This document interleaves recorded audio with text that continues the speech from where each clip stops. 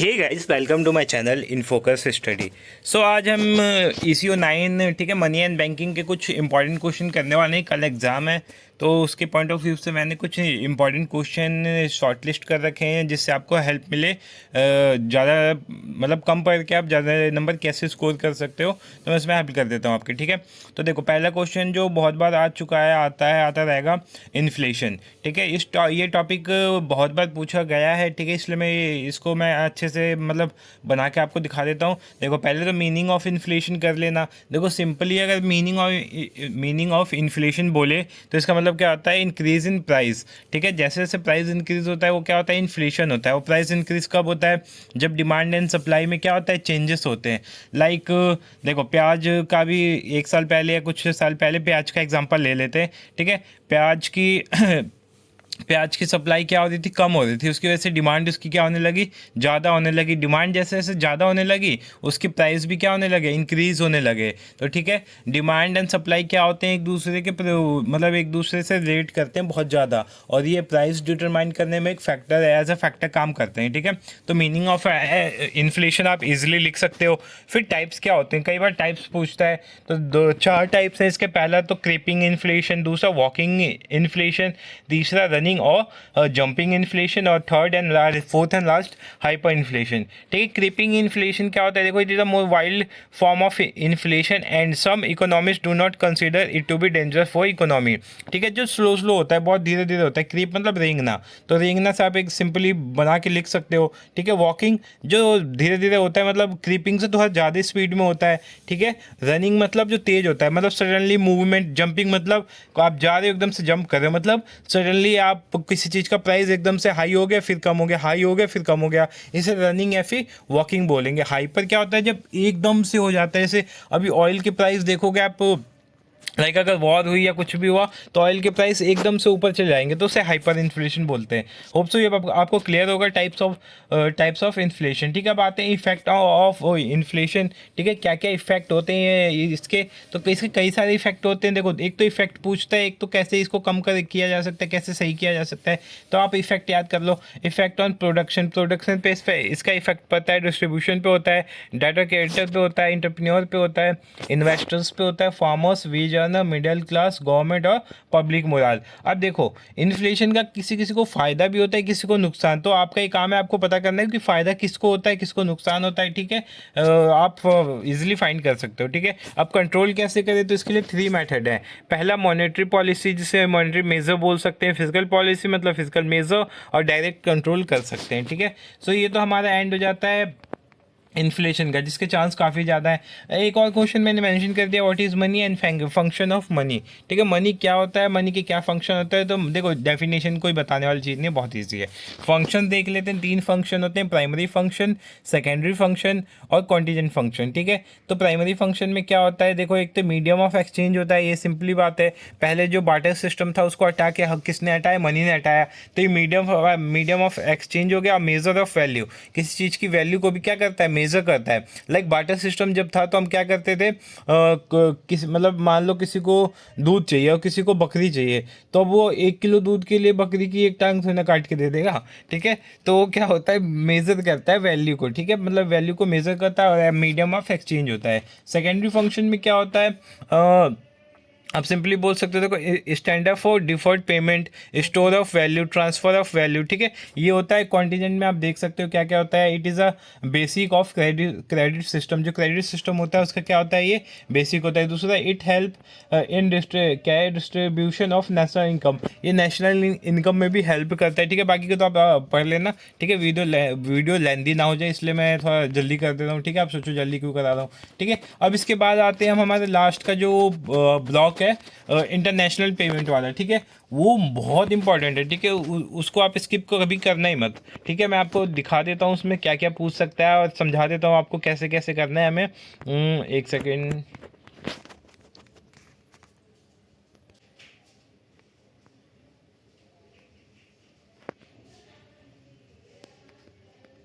सो हमारा next question है, देखो इसमें से आपको करके क्या जाना है मैं आपको बता देता हूँ। तीन चीज़ें करनी है आपको। पहला 14.3 का जो है फॉरेन एक्सचेंज मार्केट क्या होता है, इसको आप अच्छे से पढ़ के जाइए। इसके कॉम्पोजिशन कितने होते हैं, 4 कॉम्पोजिशन होते हैं इसके, अभी मैं आपको दिखा दूंगा, ठीक है। फिर IMF करके जाना है आपको, IMF इंटरनेशनल मॉनेटरी फंड, और दूसरा क्या करना है, वर्ल्ड बैंक। तो ये तीन चीज़ें हमारी बहुत ज़्यादा इंपॉर्टेंट है, इससे आनी है, ठीक है। 10 नंबर, 15 नंबर, 12 नंबर में पक्का आएगा, ठीक है। तो ये आप अच्छे से करके चले जाना। मैं आपको दिखा देता हूँ एक बार और समझा भी देता हूँ कि कैसे होता है ये कंपोजिशन क्या होता है। हाँ, तो ये रहा देखो, पहले तो आपको याद करना है फॉरेन एक्सचेंज मार्केट क्या होता है। फिर उसके कंपोजिशन 4 होते हैं, retail customer, commercial banks, foreign exchange broker और सेंट्रल बैंक। तो रिटेल कस्टमर्स क्या होते हैं, लाइक देखो यहाँ individual and business form are retail customer, they buy and sell foreign currencies either for transaction purpose और फॉर एडजस्टिंग देयर पोर्टफोलियो, ठीक है। तो जो लोकल कस्टमर्स होते हैं, रिटेल कस्टमर होते हैं, उनको बोलते हैं, ठीक है। और दूसरा क्या होता है, कमर्शियल बैंक भी देखा होगा आपने, इंटरनेशनल करेंसी या फिर बाहर की जो करेंसी होती है फॉरेन एक्सचेंज, उसको वो करते हैं, मतलब आप जाके वहाँ पे एक्सचेंज करवा सकते हैं, ठीक है। तीसरा क्या होता है, फॉरेन एक्सचेंज ब्रोकर भी बहुत सारे होते हैं, तो उससे भी करवा सकते हैं। और लास्ट हमारा commercial bank, that is RBI, ठीक है। RBI भी ये काम करता है, सॉरी कमर्शियल बैंक नहीं, सेंट्रल बैंक है हमारा, ठीक है। तो ये आप करके चले जाना। फिर उसके बाद IMF का हमें करना है, IMF क्या होता है, इसके क्या क्या ऑब्जेक्टिव होते हैं, ठीक है। IMF बहुत ज़्यादा इंपॉर्टेंट है, IMF करके जाना ही जाना है आपको, ठीक है। सो ये रहा IMF वाला। मैं इसमें बता देता हूँ आपको क्या क्या करना है IMF में। पहले तो ऑब्जेक्टिव ऑफ IMF, ऑब्जेक्टिव करके जाना है, वर्किंग करके जानी है, ठीक है। तो मैं आपको दिखा देता हूँ ऑब्जेक्टिव, एक सेकेंड। हाँ, ऑब्जेक्टिव ऑफ IMF क्या है, 7 ऑब्जेक्टिव है। पहला क्या है, to promote international monetary corporation. दूसरा, to facilitate the expansion of international trade with view of release high level of employment and real income, ठीक है। थर्ड पॉइंट है हमारा, to promote exchange rate stability and discourage competitive devaluation of currencies, ठीक है। Fourth है हमारा, to develop multilateral international payment system. जो हमारे पेमेंट सिस्टम है उसको क्या करना, मल्टी लैटरल बनाना, ठीक है। फिफ्थ पॉइंट है, to eliminate exchange control over currency transaction.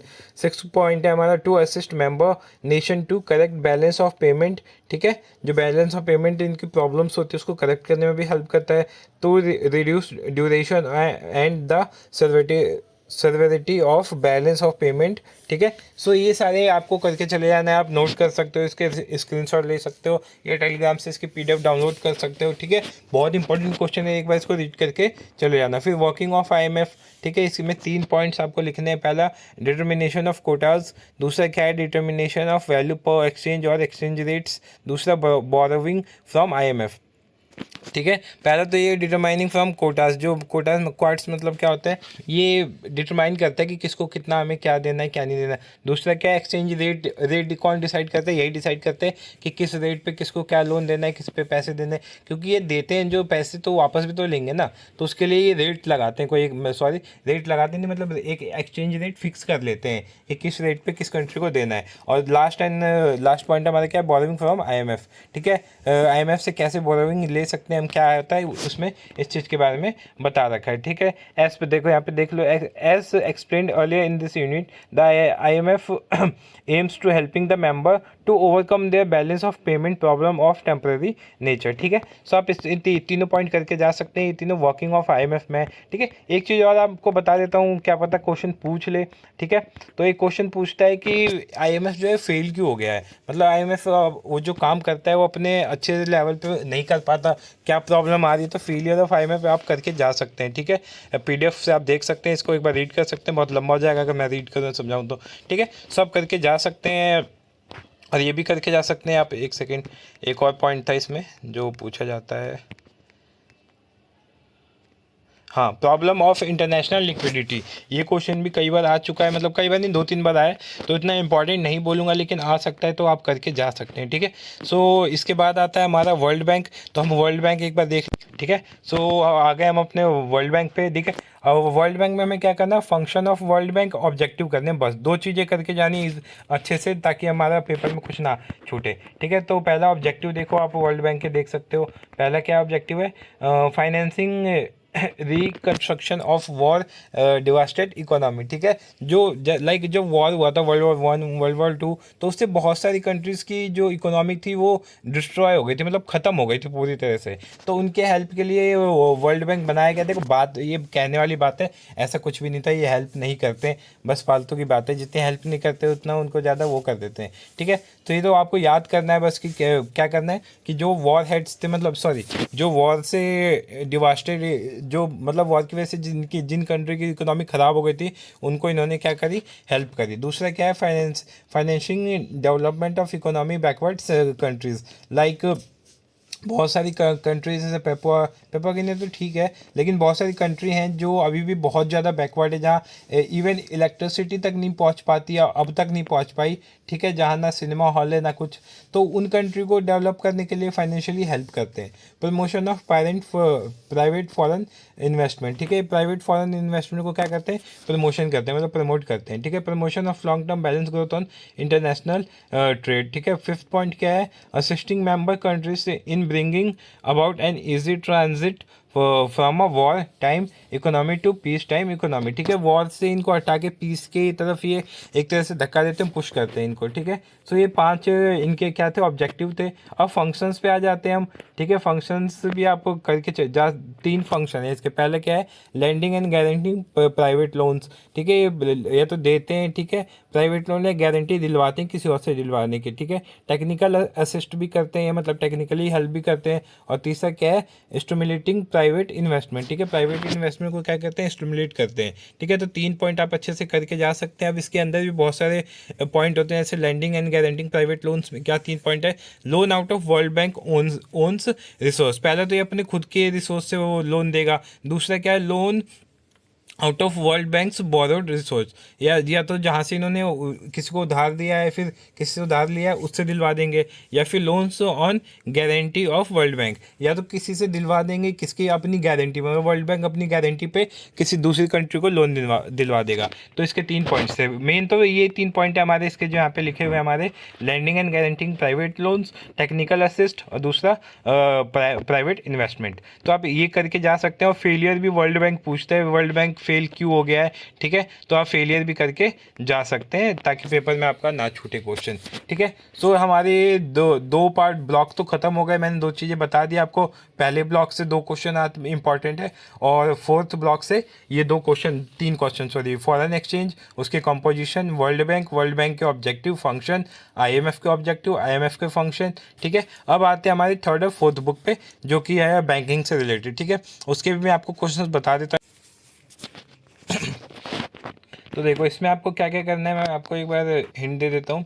पहला देखो, स्ट्रक्चर ऑफ बैंक, ठीक है। बैंक का स्ट्रक्चर कैसे होता है, क्या होता है, आपको ये करके जाना है, ठीक है। इसी के अंदर ब्रांच बैंकिंग होता है, यूनिट बैंकिंग होता है, ग्रुप बैंकिंग होता है, चेन बैंकिंग होती है, ठीक है। तो ये बहुत इंपॉर्टेंट है, कई बार पूछ लेता है, इन दोनों का भी डिफरेंस भी पूछता है, ब्रांच एंड यूनिट में, ब्रांच या ग्रुप में, ग्रुप या चेन में, ठीक है। तो आपको चारों ये करके जाना है। फिर evaluation of banking in India, ठीक है। बैंकिंग का इवेल्युएशन कैसे, भाई वैसे इंपॉर्टेंट नहीं है, आप इसको स्किप भी कर सकते हैं, लेकिन स्ट्रक्चर ऑफ बैंक्स ये आपको करके जाना है। और मोस्ट इंपॉर्टेंट क्वेश्चन जो है, कमर्शियल बैंक के फंक्शंस क्या होते हैं, ठीक है। चलो अब डिस्कस कर लेते हैं, हम देख लेते हैं फंक्शंस क्या क्या होते हैं।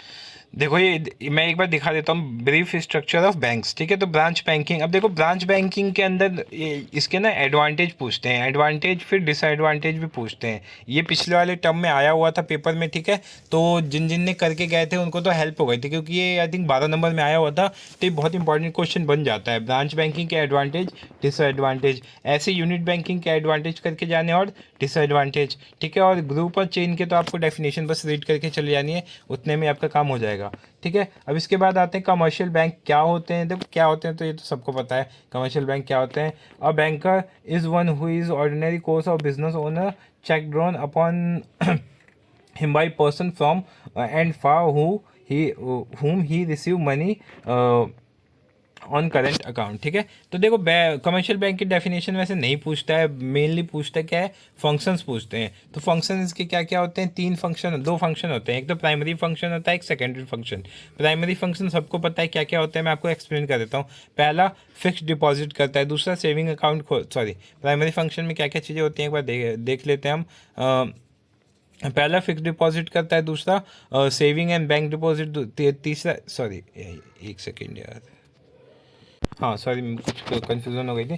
हाँ तो देखो पहला इसका क्या है फंक्शन है, collecting of deposit, deposit collect करता है। अब किस किस टाइप में करता है, एफडी करता है, सेविंग करता है, ठीक है, करंट अकाउंट डिपॉजिट करता है, या फिर रिकरिंग डिपॉजिट करता है। तो ये आपको पढ़ के चले जाना है क्या होते हैं चारों टाइप में बता देते हैं। तो एफडी क्या होता है, एफडी जो होता है कि एक लिमिटेड पीरियड के लिए होता है, इसमें आप पैसा एक बार लगा के सो जाते हैं तो वो एफडी होता है, बाद में आप उसे निकलवा सकते हैं लेकिन उसका इंटरेस्ट में भी ना मिलता हो आपको, ठीक है। सेविंग अकाउंट क्या होता है, जो हम डेली लाइफ के लिए अपनी यूज़ करते हैं, सेविंग अकाउंट। करंट अकाउंट क्या होता है, it is known as demand deposit, the bank open this account on a initial deposit of 100 but only after satisfying itself about credit worthiness of customer, ठीक है। There are no, मतलब इसमें limit नहीं होती है, ये बिजनेसमैन मेनली बिजनेसमैन खुलवाते हैं, ठीक है। और रिकरिंग डिपॉजिट ये भी करके चले जाना। दूसरा क्या इसका फंक्शन होता है, लोन एंड एडवांस, ये लोन देता है, एडवांस देता है, तो सिंपल आपको पता है लोन एंड एडवांस देता है। तीसरा क्या है, लोन टू इंडस्ट्री, इंडस्ट्री को भी लोन देता है, ठीक है। लोन टू एग्रीकल्चर, एग्रीकल्चर जैसे आपने देखा होगा जो गांव में बैंक्स होते हैं उनको भी क्या करते हैं, लोन्स देते हैं commercial bank. Export and import trade, ठीक है, एक्सपोर्ट एंड इम्पोर्ट ट्रेड में भी बहुत ज़्यादा हेल्पफुल होते हैं। सेकेंडरी फंक्शन में क्या होते हैं, ये जो इनडायरेक्ट होते हैं उसको सेकेंडरी बोला जाता है। पहला तो एजेंसी सर्विस देता है, दूसरा पब्लिक यूटिलिटी सर्विस देता है। तो आप इसको करके जा सकते हैं, आप देख सकते हैं इसके जो जो पॉइंट है देख लेना आप, ठीक है। मैं ज़्यादा समझाने लगूंगा तो फिर वीडियो बहुत ज़्यादा लंबी हो जाएगी जिससे आपको भी प्रॉब्लम होगी, ठीक है। आप स्पीड इंक्रीज करके देख सकते हैं इस वीडियो को, ठीक है।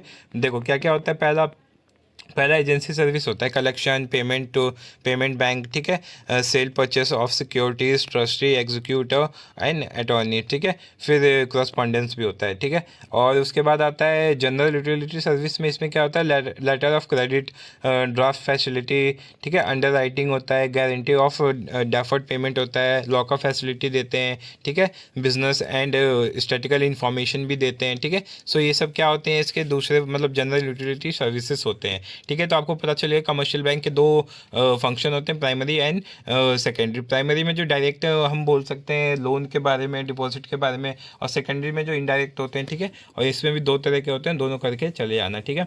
तो ये तो हमारा खत्म हो गया। अब क्रिएशन ऑफ क्रेडिट, ये भी कई बार पूछता है कि क्रेडिट का क्रिएशन कैसे होता है, कैसे आरबीआई इसको कंट्रोल करता है, तो आप इसको एक बार देख सकते हैं, ये भी काफ़ी इंपॉर्टेंट क्वेश्चन है, ठीक है। सो अगले हम टॉपिक पे आते हैं जो हमारा है, मैं देखो अब थोड़ा सा टॉपिक्स बता देता हूँ, बाकी आप एक बार देख लेना। रोल ऑफ आरबीआई, ठीक है। नहीं, स्टेट बैंक का क्या पूछता है क्वेश्चन, स्टेट बैंक का पूछता है ऑब्जेक्टिव और इस्टेब्लिशमेंट पूछता है, मतलब कि कैसे कैसे इसने ग्रो किया। तो आप ये करके चले जाना, अब मैं इसको डिस्कस नहीं करूँगा वरना वीडियो लंबी हो जाएगी, ठीक है। तो सिंपली आपको करना क्या है, role of State Bank of India, इसकी इस्टेब्लिशमेंट कैसे हुई, कब हुई, और इसके क्या क्या ऑब्जेक्टिव हैं, ये करके चले जाना, आपका ये पार्ट कवर हो जाएगा, ठीक है। अब आते हैं हम अपने नेक्स्ट टॉपिक पे। एक और क्वेश्चन इंपॉर्टेंट है, problem of commercial bank in India, जो इंडिया में कमर्शियल बैंक्स हैं उनके लिए क्या क्या प्रॉब्लम्स उनको फेस करनी पड़ती है, ठीक है। सो आप ये देख सकते हैं, प्रॉब्लम्स भी बहुत ज़्यादा इंपॉर्टेंट है। एब्सेंस ऑफ कोऑर्डिनेशन नहीं होता है उनके बीच, ठीक है। फाइनेंस की प्रॉब्लम होती है, ठीक है। और क्या क्या होता है, रीजनल इम्बैलेंस होता है, लो प्रॉफिटेबिलिटी होती है, प्रॉफिट नहीं होता है ज़्यादा उनको, ठीक है। लो एफिशिएंसी भी होती है, ठीक है। पॉलिटिकल प्रेशर भी बहुत ज़्यादा होता है, फिर क्रेडिट पॉलिसी में भी उनको प्रॉब्लम होती है। तो यहाँ पे 10 प्रॉब्लम लिखी हुई 12 हैं, तो 12 में से आप कोई भी 5-6 अच्छे से करके जा सकते हैं जिससे आपको ठीक ठाक नंबर मिल जाए, ठीक है। सो ये तो हो गया, हमारा प्रॉब्लम्स भी क्लियर हो गया।